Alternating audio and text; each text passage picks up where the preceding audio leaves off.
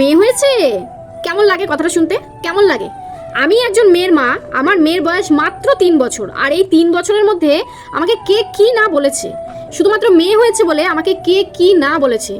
এমন এমন মানুষ তো বলেছে মেয়ে হয়েছে, ও ভালো, এখন তো মেয়েদেরই যুগ। হ্যাঁ, মেয়েদেরই তো যুগ, ছেলে আর কজন চাই বলো, এখন তো সবাই মেয়েই চায়। না, আমরা আবার ভাবছিলাম গোপু সোনা আসবে, তো ঠিক আছে, কোনো ব্যাপার না, মেয়ে হয়েছে তো কি হয়েছে। আচ্ছা, এই বাচ্চাটা তো মেয়ে হলো, পরের বাচ্চা নিশ্চয়ই ছেলের আশা করছো, তা আবার কবে বাচ্চা নিচ্ছ? তা আমার ছেলে হবে না মেয়ে হবে আপনাদের কাছে জানতে চেয়েছি? আমি বলেছি যে আমার পরের বাচ্চা আমি কবে নেব কি না নেব, আবার সেটা যে আমি ছেলের আশাই করছি তা আপনি কি করে জানলেন?